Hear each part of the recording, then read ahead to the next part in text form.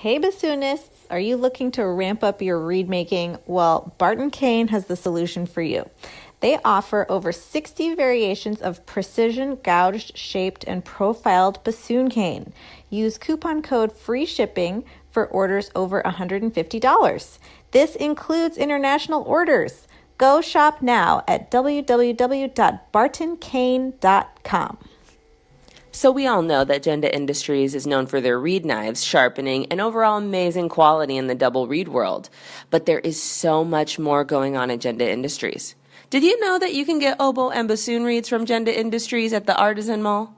The Genda Industries Artisan Mall, it's like a farmer's market, and it's filled with talented, local, and regional reed makers selling their own reeds. It's a great way to try out some new reeds from new makers. And who knows, one day maybe your reeds will be for sale. Add the code DRDGenda, that's all capitals, no spaces, at checkout, and get 10% off any Genda reed knife, maintenance kit, reed knife sharpening book, cutting block, and reed tool row. Visit them at gendaindustries.com. Oh, and they're much more than just reed knives. Hi, I'm Galit Kaunitz, And I'm Jackie Wilson, and you're listening to Double Reed Dish, a podcast for oboists bassoonists, and the people who love them.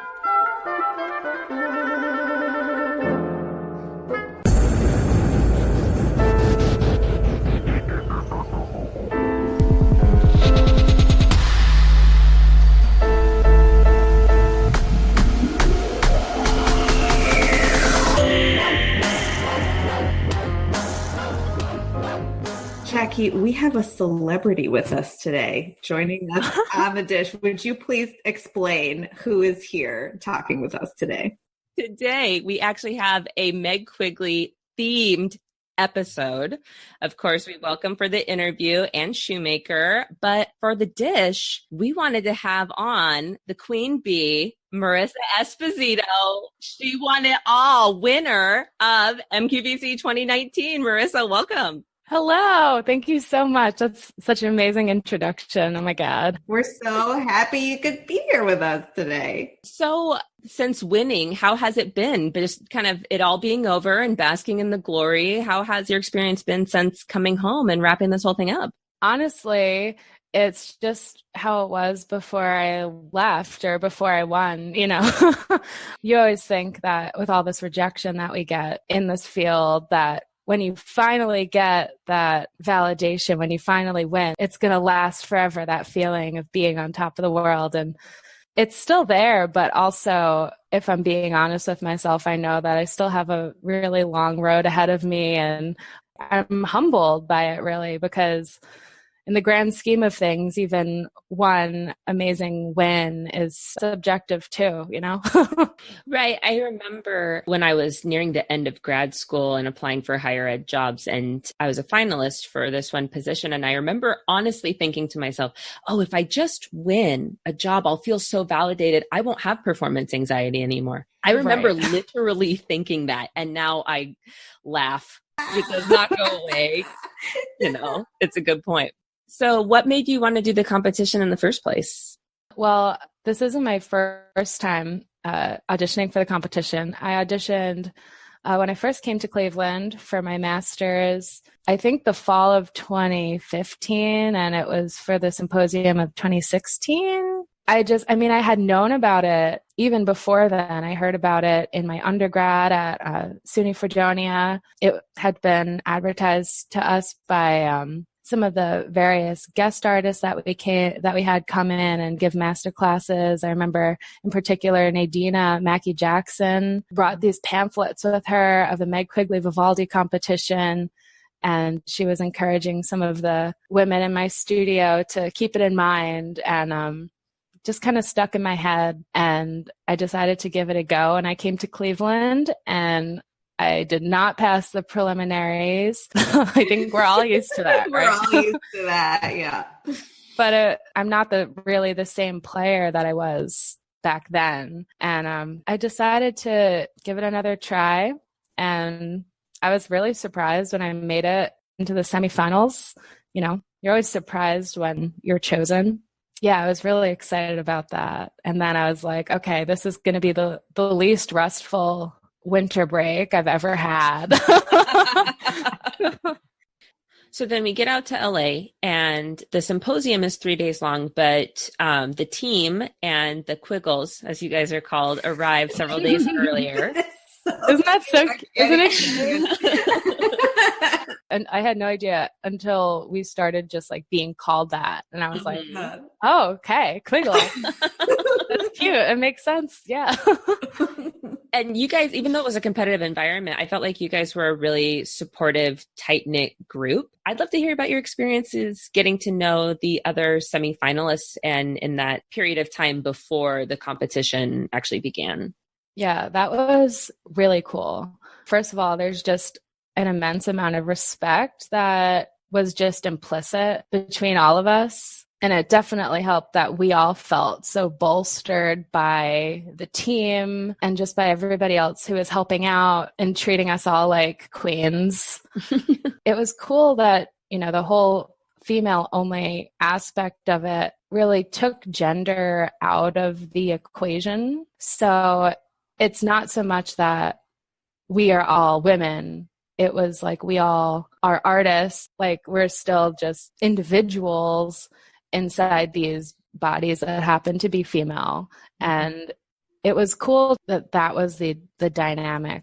And it was also really great to get to know these other great artists who I'm sure we're going to cross paths again in the future. So it was a cool introduction to like a lot of, people who are already really successful who I didn't know, who are, in my generation of bassoon players and kind of rising up and all at the same time. So you get to the final round, and I heard that you told an amazing story on stage, and I have not been told what this story is. So I'm very curious. Would you mind sharing with us? I also want to preface this by saying I wasn't planning on telling this story until I just kind of got into conversation with some people at the symposium, and they were just asking me questions about my instrument, and I started telling them, and they were like, "Wait, are you planning on telling that story in the final round? Because that's kind of perfect." And I was like, "No, but you're right. I think I am going to tell that story." So my instrument is a Heckel 6874W. And the letter at the end of that serial number is an oddity. There are not usually letters involved, but it turns out that this instrument that I have was made in 1929 for the Cleveland Women's Orchestra. And we speculate that the W stands for woman because it was made for a woman. Wow. Yeah. And it's just like any other late six series Heckel. It doesn't have any, real differences just because it was made for a woman. But instruments that were made in that era of Heckels do tend to be a little bit more compact in their key work and more comfortable for women. But yeah, this particular instrument was meant to be played by women. It hasn't always been. I bought this instrument from Billy Heston. So it's been kind of around the country. It's changed hands. And now it's found its way back to a woman in Cleveland. Wow. Which is kind of crazy. And I didn't know this story before I bought it either. I had no idea. Does it just make you love it more? Oh, yeah, definitely. Yes. That's an amazing story. It's like synchronicity that it came back to you. I know. And then that we were at the Meg Quigley competition and in the final round together. It was just this whole bigger than me moment that I got to be a part of. So then we march you all out on stage, and it's time for it to be announced. I want to know the moments before, and then as we gradually list the semifinalists and the honorable mentions, and then third place, and then when you realize it's you, and that tell me how it feels to win, girl. That's what we want to know. That felt really incredible, just having all those people clapping for me. Whoa, like I just tried to soak in every moment, every single little clap, It seemed like it lasted forever too. Like time kind of stood still and I was in this scene. I felt so much gratitude. And I saw my partner, Ben, he was there and he was in the audience and I could see his face as the announcements were being made. He went to the performances and everything and he saw me play and he kept telling me that I was going to win, but he's like supposed to say that. Can your partner really be objective? They could try, but I don't think they can. No, and in fact, when you're talking about his face, I was thinking how it feels really great to win. But I think as someone who loves and is partnered with another musician and also someone who is a teacher and loves her students so much, I think it feels better when your loved ones win. Yeah. 1,000%. It was just crazy. And then I ran out and called everyone and my teachers and my family. And that was amazing. My mom said she couldn't stop crying. So you have accomplished something totally amazing. And we send so much love and congratulations to you. And I'd love to close this dish by asking a very important question, which is, what is your number one top favorite snack? Oh my God. So I don't eat to live. I live to eat. Praise, preach, girl, hallelujah. And the church said amen. This question is very important to this family.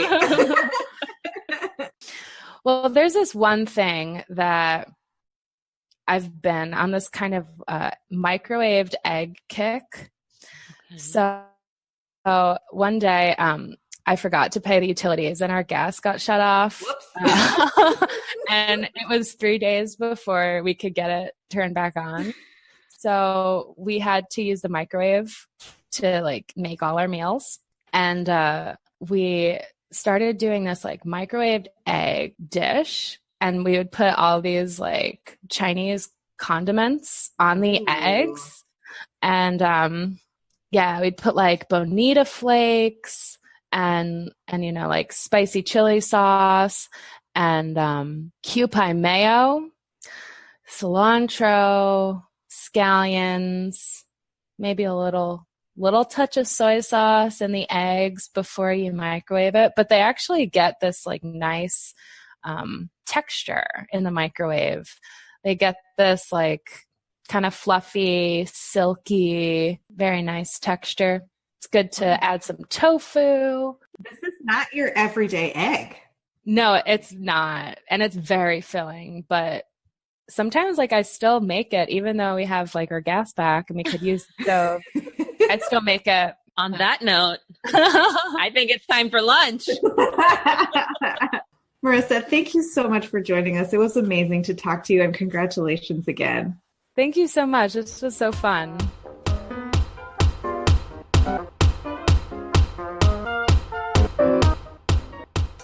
Do you have the empty reed case blues? Well, luckily for you, Singing Dog Double Reeds is an online double reed shop and one of the largest suppliers of high quality and affordable professional and student reeds for oboe and bassoon in the USA.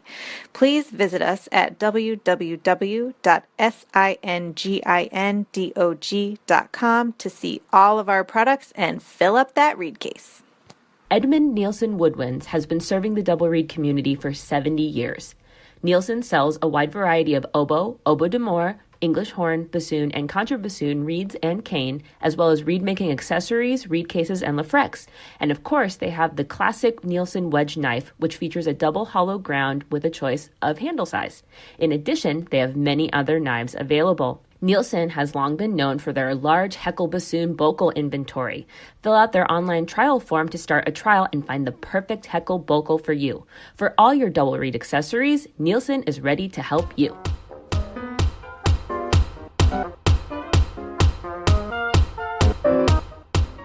We are thrilled to welcome to the podcast Dr. Ann Shoemaker, Associate Professor of Bassoon at Baylor University. Welcome, Ann. Hey, you guys. We're so happy you could be here. We usually love to start by asking about how you came to the bassoon.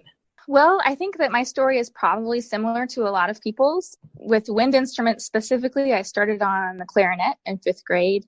And then a couple of years later, I decided that I knew I wanted to learn another instrument. I had, various options in mind, and I talked with my band director, and he said, well, I have this brand new bassoon. And I had been thinking that you might want to play that. And I had no idea what it was, but I saw a picture and I thought it was cool. And so I gave it a shot, and that just ended up being the right fit for me. I had been involved in music ever since I was a little kid. But yeah, once I got the bassoon, there was no going back. That was pretty much it. So how did you make the transition from just being a student in band to knowing that you wanted to pursue it in college and beyond? I always knew, I guess once I was in high school, I knew that music was just in general was a good fit for me. Like it seemed to come pretty naturally, and I was always interested in it, happy to be in rehearsals and that kind of thing. But I didn't know what I wanted to do for a career. So when I was looking at colleges, I really wanted to find a place where there were options that were available to me, both, different options in music. And also if I decided that I didn't want to do music as a career, that I could switch majors and it would still be a great place to go to school. So I think it wasn't until the end of my freshman year, I decided to go for music performance. And yeah, after that, then it was more of a direct path. But before then, I was definitely considering different options within music. What was the turning point that made you say, yep, this is it, music, I'm all in? I remember having a conversation with our trumpet professor actually at Furman University, where I went for undergrad, and was just sort of talking about the different things that I was sort of considering. And he really encouraged me to go with performance. And it's not that I hadn't thought about it. I guess I just wasn't sure that it was smart to do that, or, it just seems like sort of a bold choice. But, he expressed that he thought, I had what it takes to make it in performance, and that ultimately that would probably be more satisfying for me. And that's the thing that sticks out the most. I mean, that was already where I was putting most of my energy, but I guess I just didn't know if it was kind of safe to do that. But I decided to go ahead and go that way after that point. So then walk us through your next steps after undergrad and embarking on your professional journey. When I was in undergrad, the biggest help for me as far as my performance career was going to music festivals. I went to the Glickman-Popkin Bassoon Camp every summer. And then I also would go, I went to lots of different music festivals each summer, and I was able to just absorb so much in those, meet so many people. I went to a small liberal arts school for college, which was wonderful, but not the intense musical surroundings that some people might have, if you're at a conservatory. So in the summers, I would just absorb and figure out what I needed to learn and what I needed to practice. And then I would go practice, for the rest of the year, be working on all of those things.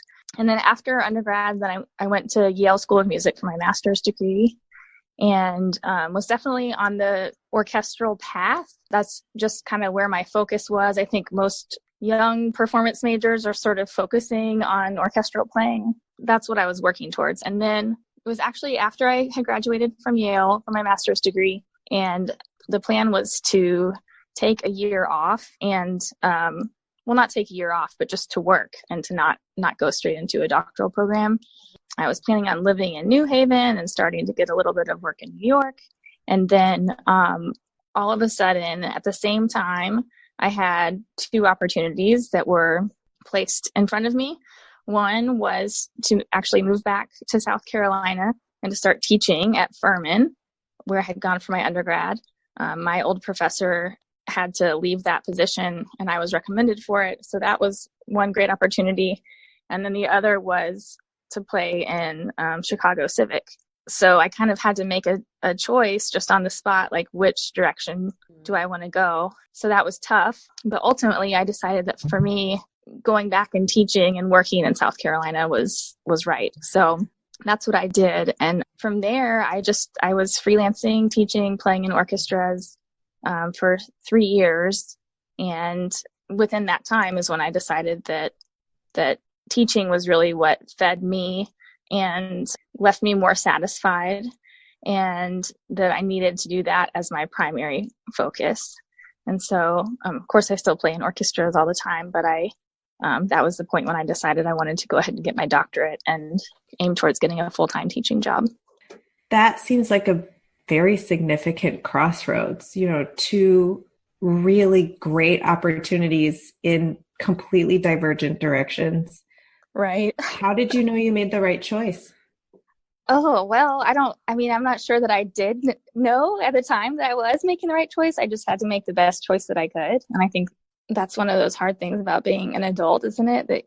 That the decisions aren't so clear a lot of the time. And there are still times, I've had points along the way when I've been like, man, I wonder what my life would be like right now if I had chosen to move to Chicago at that point. Probably would look very different than it does right now. But I don't know. I tend to make decisions. I have pretty strong gut reactions to things. And it just felt like the right thing to be teaching at my old school was really exciting. And also, I don't know, civics seems sort of part-time and temporary, and the option to go work in South Carolina just kind of seemed better to me. I don't know, it just fit me better. So that's what I did. And so while you were there, you had previously described this mindset of being more focused on the orchestral realm. And then this shift happened. Was that gradual, or were there some experiences that contributed to shifting the focus in terms of your career toward pedagogy and university teaching? I do think that it was gradual. I spent a lot of hours in the car in those years, driving from one city to the next, both for teaching, for playing gigs. So I had a lot of time to think about how I felt at the end of the day, or at the end of a rehearsal, or when I was leaving Furman and been teaching all day. And really, for me, the relationships that you get to develop when you're a teacher are so special, and it's so rewarding. Ultimately, that just felt like it gave me energy and felt like a greater sense of purpose when I was teaching. I always enjoy playing in the orchestra, and I think I would go crazy if I wasn't playing regularly. But still, when I thought about what I wanted to be giving all of my time to, or most of my time to, that just seemed like a better fit for my strengths and my inclinations. It just seemed like a better choice for me. So it definitely was gradual. I took my time over those years, and I always recommend to my students too that it's important to take time. I would never recommend under normal circumstances that someone would go straight through all 3 degrees without working, because you learn so much about yourself when you're actually out in the field working that you can't learn when you're in school. You don't see what life is really like until you're doing it. So I definitely recommend that my students take the time to get some work experience before they go into a doctorate. True story. I took a year off before my doctorate, and I taught preschool, and that convinced me that I did in fact want to go get my doctorate. Wow, preschool. How did you decide why preschool? Well, it was a job and it had health insurance, so I was all in. So talk us through how you made the jump over to Baylor. That was sort of an interesting story. I actually got hired. My first year at Baylor was a 1-year position, and I was hired on July 31st for that following semester. So that was a pretty quick turnaround. Yeah, so after I knew that I wanted to teach, I decided to go to University of North Carolina at Greensboro for my doctorate. I could, attend school there and keep teaching at Furman, keep all of my work up. So I had been in school for 1 year when Baylor announced a bassoon professor job, and I thought about applying at that point. I actually wrote a cover letter and everything, but I never submitted it because I'd only been in school for the 1 year. I had so much more coursework left, and I just decided I just wasn't ready to take that on. And so my dad is a Baptist minister. I don't know if you guys know that Baylor's a Christian school. And my brother went to Baylor. My whole like youth group from growing up in high school, they all went to Baylor. So I've always known about Baylor. And so anyway, I thought when I saw it, I was like, well, how many Baptist bassoonists are there? You know, not that many. So it seemed like a good option to apply. Not that you have to be Baptist to teach at Baylor, but anyway. I love that brand. You know, there's a few of us out there, but it's not a huge group. We need t-shirts with that, I think, for the studio. So anyway, so I actually didn't apply. And that's when Amy Pollard was here for a year. And then she moved on to Georgia and they needed a bassoon teacher. So the first time that they contacted me, they were, you know, doing a 1 year. So they, you know, they were searching around, getting recommendations, that kind of thing. So I was in the mountains in North Carolina at the Glickman Poffman Bassoon Camp where there was no phone service. There's still very little, but there was almost none. And I get this call from our band director at Baylor saying, you were recommended. And of course, you know, I was super excited because I didn't have a job, and that's nice to be recommended for a job. And so I'm driving around the mountain trying to find a place where my phone will work so that I can have a conversation with him. And finally found a place, and we spoke, and of course, I couldn't submit anything to him until I got back because there was no internet. I was very excited. And then a few days later, I guess it was, I found out that the dean had decided to make the job an adjunct job instead of full-time. And they had canceled the search. And so that was just very disappointing. And so I went along, you know, with my summer, and actually went to Venezuela that summer for working on my dissertation, and was doing all sorts of things. And then I got back ready for school to start, and I got another call from Baylor, and Doris DeLoach, bless her, she had gone into the dean's office every day all summer telling him how important it was that the bassoon position was a full-time position, how important it was for the School of Music.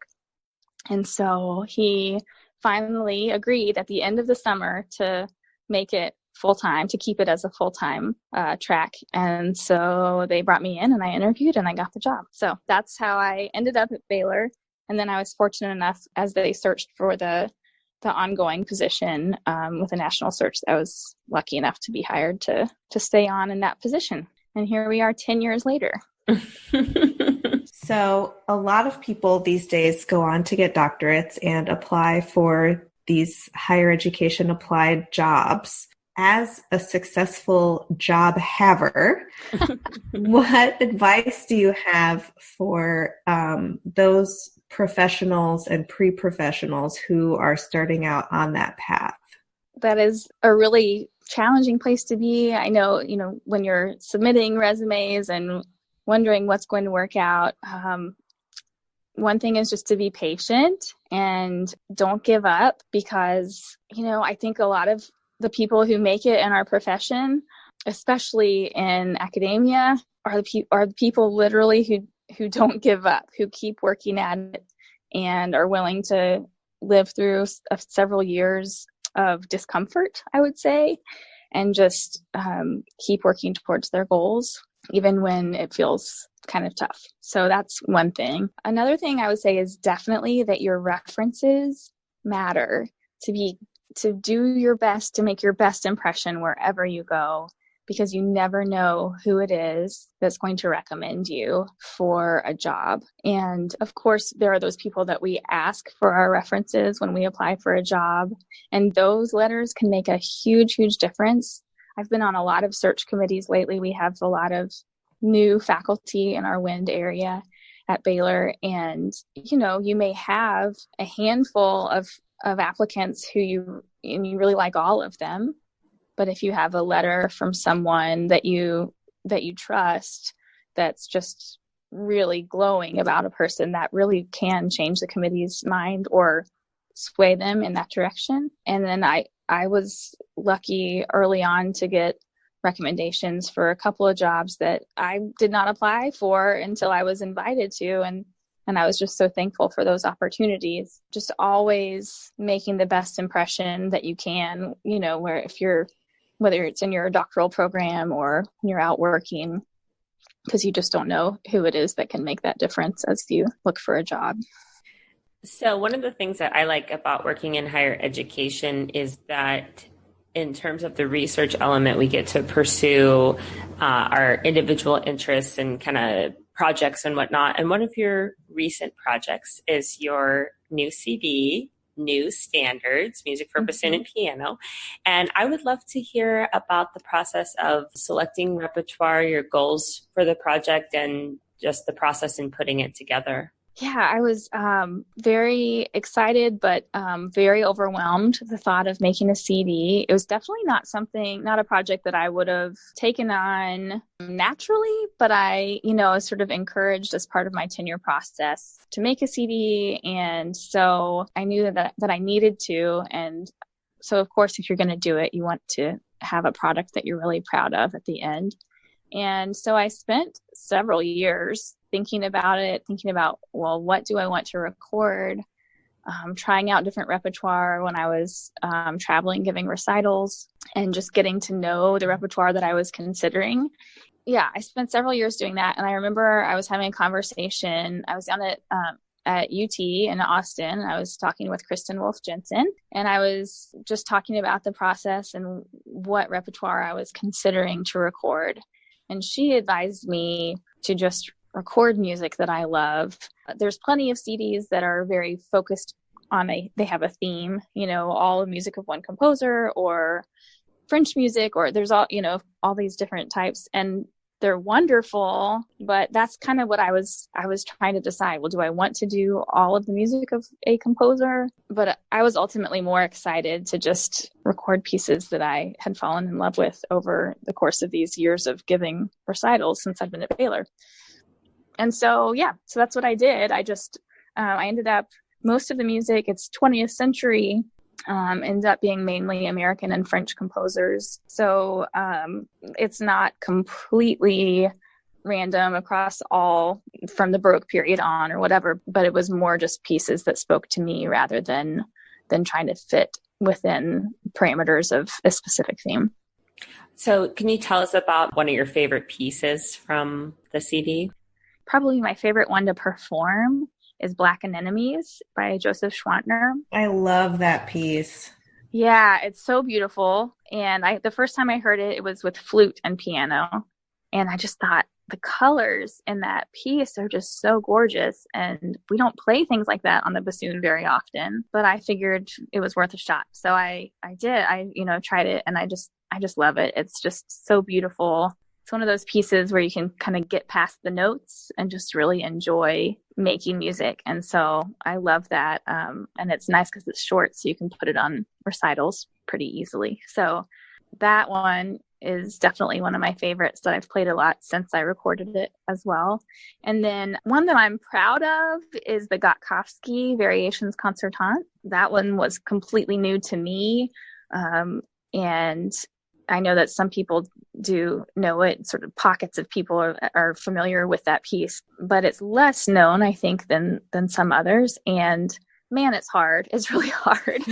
So I will admit I don't put it on as many recitals because it's a lot of work to have it ready to go. And the stress of having reeds so that you can play high E's and low B flats in tune all at the same time is something that I want to avoid sometimes. But anyway, I'm really proud of that one as well. You are the co-executive director of the Meg Quigley Vivaldi Competition and Bassoon Symposium. I'd love to know what inspired you to take that on and what's important to you about MQBC. Yeah, I was invited to join the sort of executive team, if you will, last year. So this is a new role for me. I knew about Meg Quigley, the competition, since the very first year of the competition. I was really bummed out because I was a year too old the first time they had the competition. And but I knew about it then and had sort of followed it. And then I got involved for the first time when it was in Texas at Round Top. And I got to serve as one of the judges, and I got to play and really just loved being a part of things, and so sort of have gotten more involved each time since then. So this has been my first time to help actually to plan the symposium and take on this role. And I don't know. I just think it's such a great organization. There's so many aspects of it that are supportive and community building.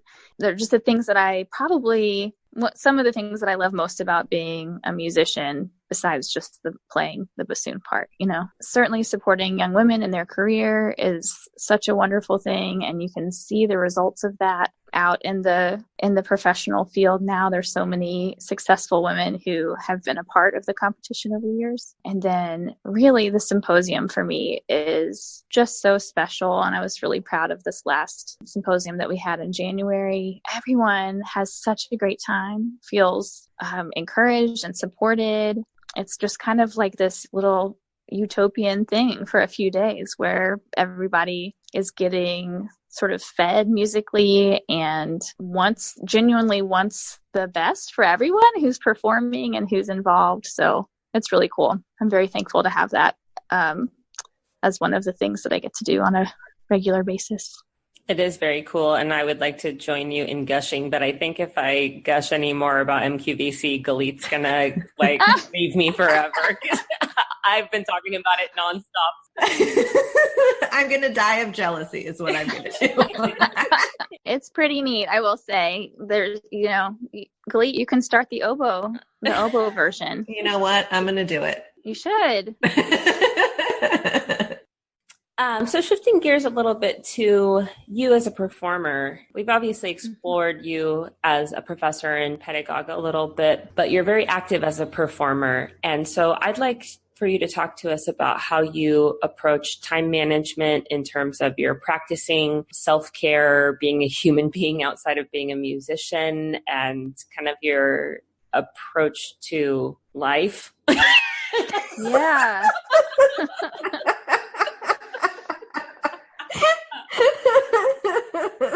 So yeah, isn't that the goal? To have a life is always the goal, but it's definitely not easy, as you guys know, and I certainly don't have it all figured out. I'm always trying to do better, and I think that's all we can do. But the one thing that I do most consistently is warm up well, and I love Chris Wiett's warm-up book.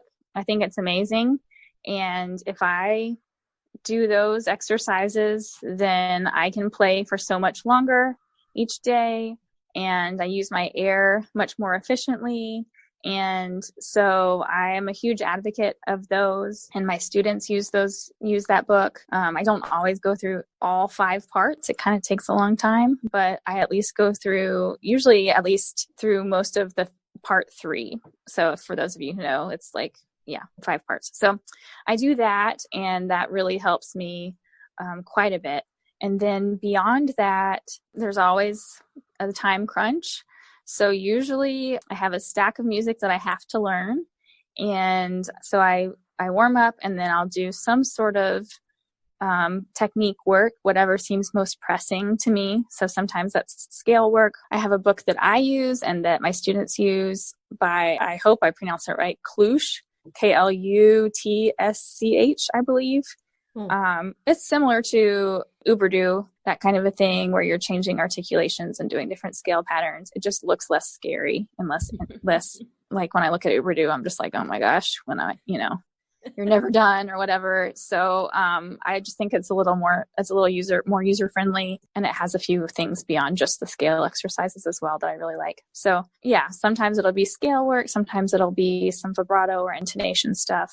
I mean, I would love to do all of that every day, but that's not a reality. And then, it's just kind of studying the music that I have coming up, whether it's orchestral or solo or chamber or a little bit of each of those.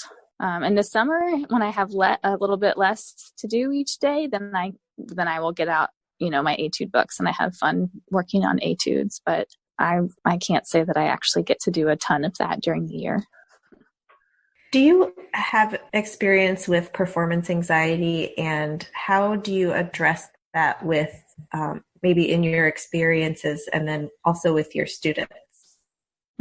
Yes, I definitely do have plenty of experience with performance anxiety. Let's see. So for me, I think it's overly simple, right? But the more prepared you are, the less nervous you are usually. So when there's less doubt, when I'm confident that I am able to play everything, when it's likely that I will play everything well, then I'm going to be less worried about it.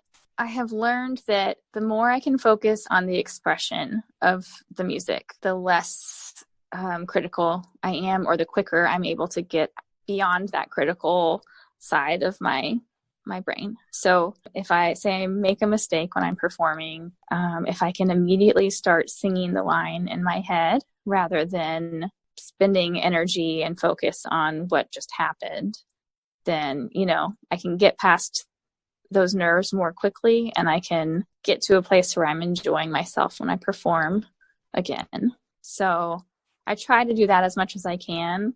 There are certainly better days and worse days with that, but the more I can just get away from that critical mindset, the better. I talk with my students about, in the practice room, part of what you're doing is training your muscles to be able to execute these things that we play. But the goal would be that by the time you're performing, you don't have to think about those things anymore. You've done that training.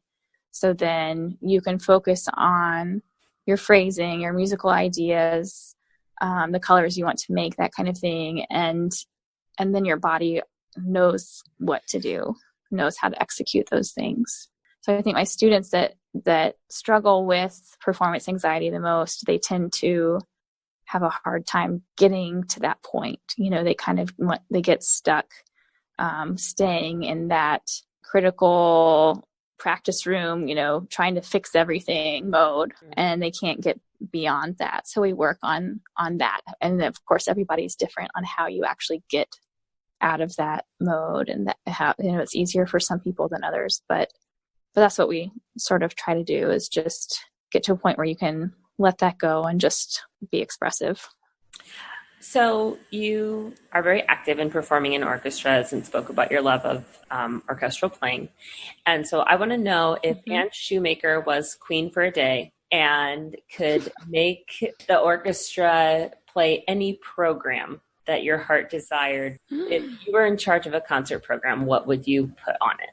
Oh my gosh. That is such a great question. Gosh, now I have to come up with a really great answer. I think that probably my answers wouldn't be that different from a lot of bassoonists out there. There has to be a Mozart or a Beethoven symphony on there. We just played Mozart 40 the other day in the Shreveport Symphony. Oh my gosh, I had so much fun. And the performance, I was one of those where I was able to just let go and go for it. And our conductor wanted it to be a little bit raucous, and I happily obliged. And anyway, it was really fun. So let's see, for me, Mozart and Beethoven, anything, and then probably a Shostakovich symphony or something like that. The second half, that would be great. I mean, it's really about for me, it's the composers who just write so beautifully for the bassoon. They just know how to write for the bassoon, and it works. And so, yeah, that's what I would do. Excellent choices. Okay, thanks. Do you have a reed making routine that works? Yeah, I've actually got it all figured out. Help us, please.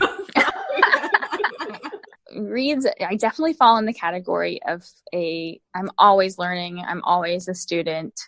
There's always more that, they can always be better. And I think that's how I approach most things in life, really. But reeds are not something that I would say are one of my natural gifts. Reed making is not one of my natural inclinations. So I definitely am always looking for methods or, things that make my reeds even better.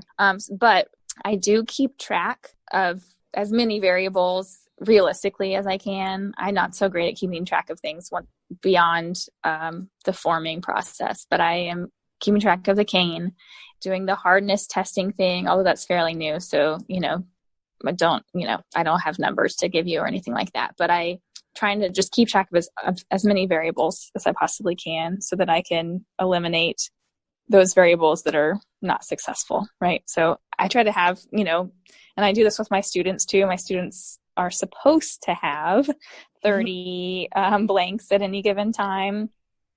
They don't always have that, but that's the rule.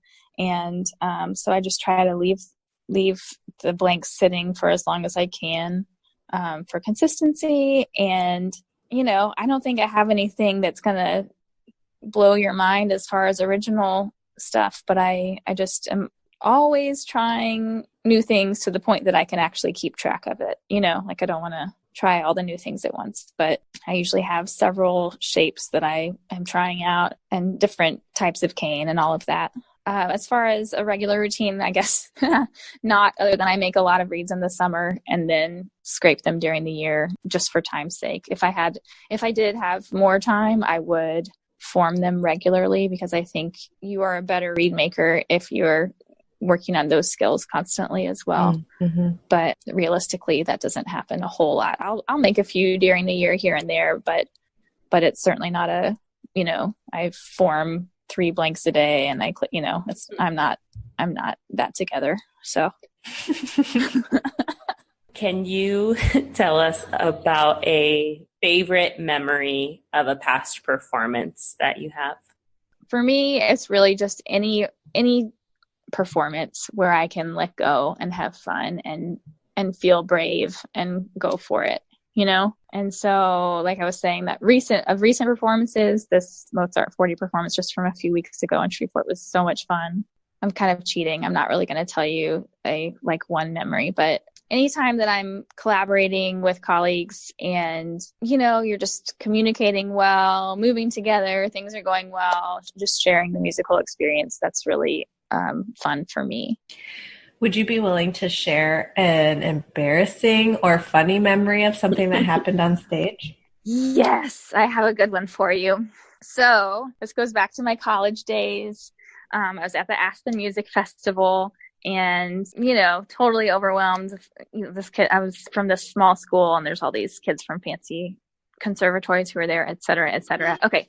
So I'm playing with the chamber orchestra, which is, I think, one of the top orchestra, and you get to play second bassoon and your teacher's playing first bassoon, right? And Steve Dibner was playing first bassoon and I was playing second, and I don't know why, because surely it's dry in Aspen. I don't know why I would have left my reeds out to dry, but I had left my reeds outside of my bassoon case.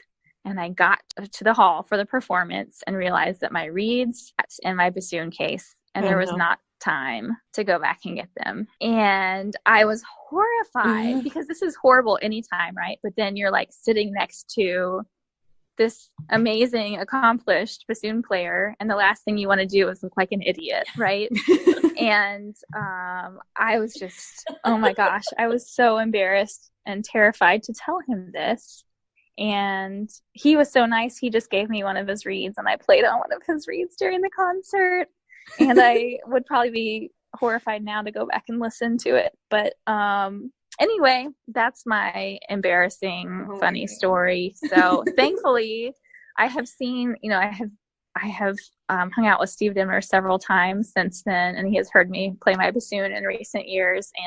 And it's kind of funny, if you know Steve, he hates reed making and he'll play on horrible reeds. So who knows what that reed was that I actually played on in the concert. But he was very generous and didn't hold it against me and let me play on his reed. That's amazing. I was going to say that should have been your reed advice.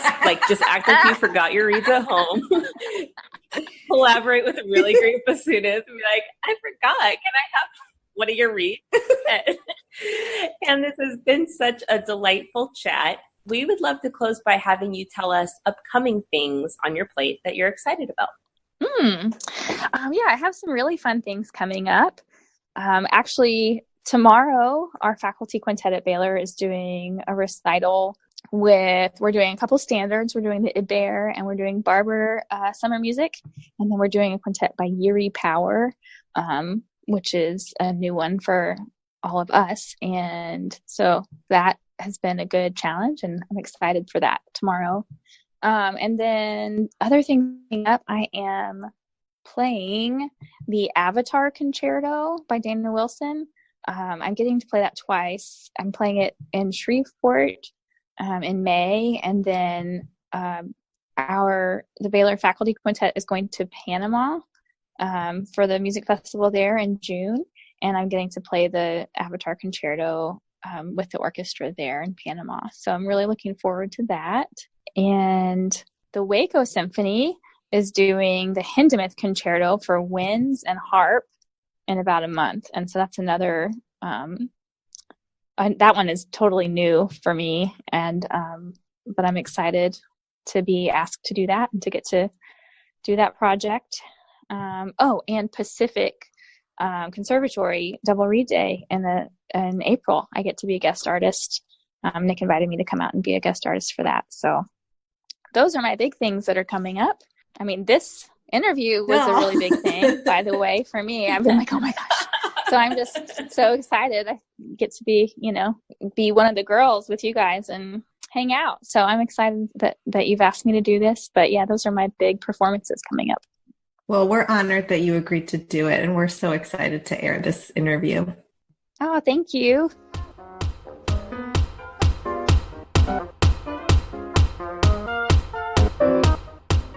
Check us out on social media. We're on Facebook, Instagram, Twitter, and you can listen to us on all the platforms where you get your podcasts: Apple Podcasts, SoundCloud, YouTube, and Google Play.